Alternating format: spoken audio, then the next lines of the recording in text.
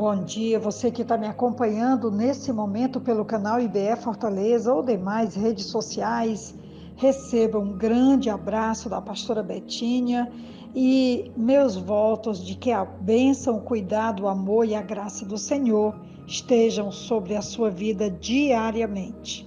Ainda estamos falando sobre sinais, prodígios e maravilhas advindas da parte do Senhor. E hoje a nossa reflexão está no capítulo 15 de Atos dos Apóstolos, a partir do versículo 12, que diz assim: Quando terminaram de falar, Tiago tomou a palavra e disse: Irmãos, ouçam-me. Simão nos expôs como Deus no princípio, voltou-se para os gentios a fim de reunir dentre as nações um povo para o seu nome. Concordam com isso as palavras dos profetas, conforme está escrito: Depois disso, voltarei e reconstruirei a tenda caída de Davi. Reedificarei as suas ruínas e a restaurarei, para que o restante dos homens busque o Senhor, e todos os gentios sobre os quais tem sido invocado o meu nome, diz o Senhor que fez estas coisas, conhecidas desde os tempos antigos. Portanto, julgo que não devemos pôr dificuldades aos gentios que estão se convertendo a Deus. Ao contrário, devemos escrever a eles, dizendo-lhes que se abstenham de comida contaminada pelos ídolos, da imoralidade sexual, da carne de animais estrangulados e do sangue, pois desde os tempos antigos Moisés é pregado em todas as cidades, sendo lido nas sinagogas todos os sábados. Eu li do versículo 12 ao versículo 21 do capítulo 15 de Atos dos Apóstolos. Os problemas causados pela presença de gentios na igreja acabaram por chegar a um ponto crítico. Pedro aprendera que homem algum deveria ser considerado impuro, nem mesmo gentios, de acordo com Atos dos Apóstolos, capítulo 10, versículo 34, que declara que Deus não faz acepção de pessoas. E a igreja em Jerusalém aceitara os primeiros convertidos gentios em bases iguais às dos crentes judeus. O partido ultrajudaico, todavia, partiu para uma contra-ofensiva, insistindo que os crentes gentios fossem circuncidados. Paulo e Barnabé foram obrigados a disputarem veementemente com eles, de acordo com Atos capítulo 15, o versículo 2, que diz assim: E isso levou Paulo e Barnabé a uma grande contenda e discussão com eles. Assim, Paulo e Barnabé foram designados, junto com outros, para irem a Jerusalém, tratar dessa questão com os apóstolos e com os presbíteros. Estamos falando em concílio, sem, contudo, definir o seu significado. A palavra latina significa assembleia, ajuntamento.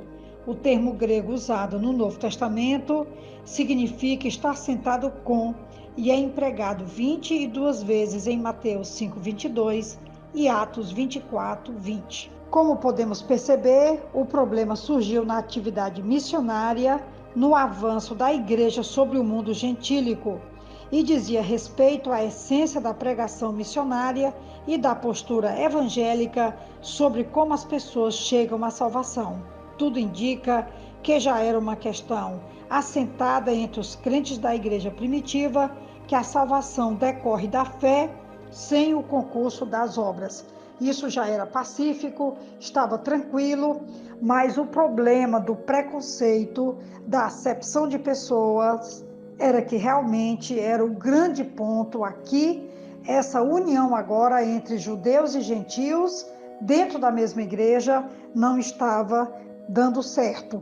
E eu queria falar um pouco sobre esse preconceito, porque ele perdura até hoje. Temos tantas vezes na igreja o problema entre ricos e pobres, pretos e brancos, mulheres casadas e mulheres com filhos sem casamento, jovens e idosos, Enfim, a lista é imensa.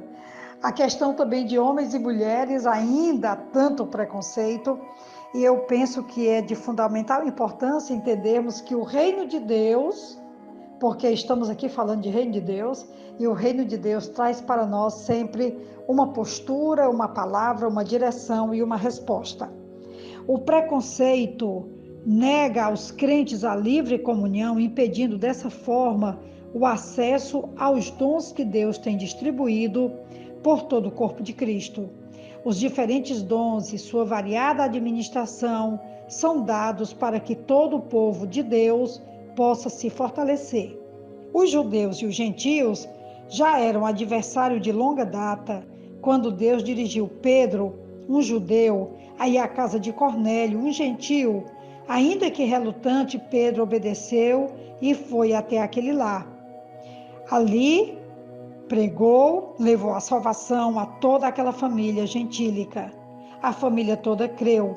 Está em Atos dos Apóstolos, capítulo 10, do 28 ao 35. Pedro ficou maravilhado diante da graça de Deus. Essa visita deu início ao livre acesso do Evangelho de Jesus Cristo a todas as pessoas. Os crentes precisam ter cuidado ao isolar-se de acordo com diferenças étnicas, diferenças de gênero ou socioeconômicas. Todos os crentes são um em Cristo. Comunicação e a comunhão compartilhada são talvez as maiores armas contra o preconceito, porque elas enfraquecem os julgamentos severos e precipitados e liberam o acesso para a compaixão.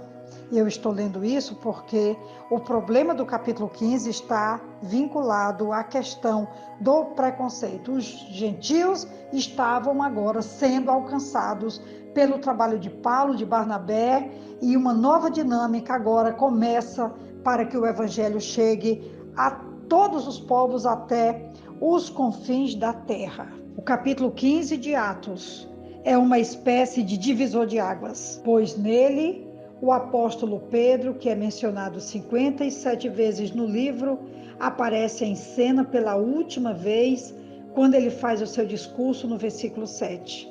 Daqui para frente, Paulo passa a ser o personagem humano principal. Além disso, Jerusalém, que ainda era o centro das atenções, passou a segundo plano à medida que Paulo fez suas viagens missionárias à Ásia, à Europa e Roma, e começou então a entrar para a história da igreja.